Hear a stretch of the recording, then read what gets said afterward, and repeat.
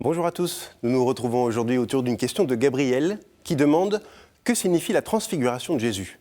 Est-ce une annonce de la résurrection ?»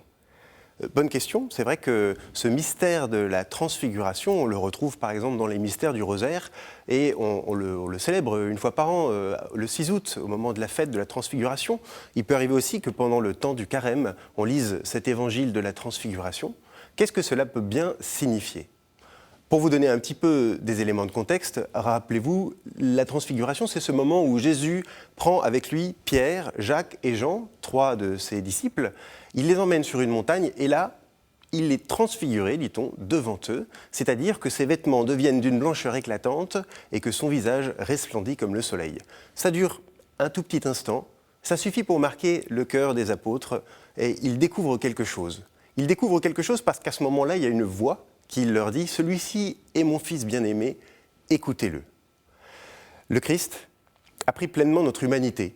Et sur les routes de Galilée, les apôtres, les disciples, tous ceux qui le rencontraient, voyaient peut-être probablement d'abord l'humanité du Christ.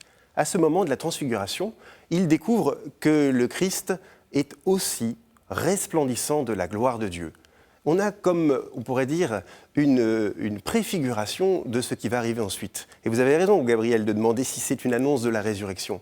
Parce qu'en fait, le Seigneur se révèle pas à pas, petit à petit, et par la transfiguration, il fait un grand pas devant quelques-uns de ses disciples, à qui il demandera d'ailleurs de garder le secret. Ce pas, c'est de leur montrer la gloire de Dieu.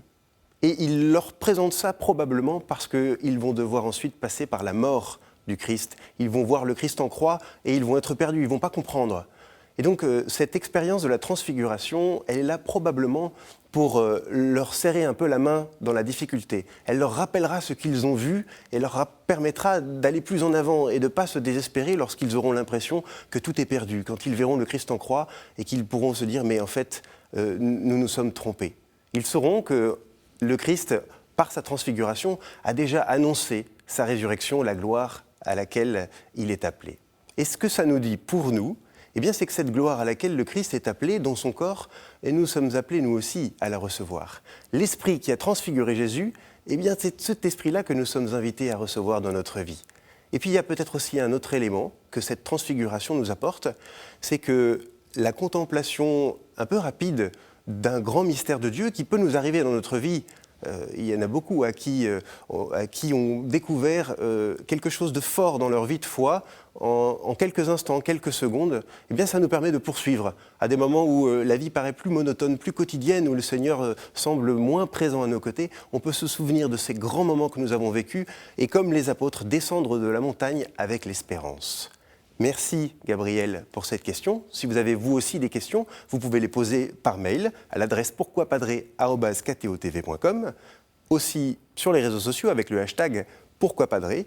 Puis vous pouvez aussi retrouver chacune de nos vidéos sur le site ktotv.com. Bonne journée.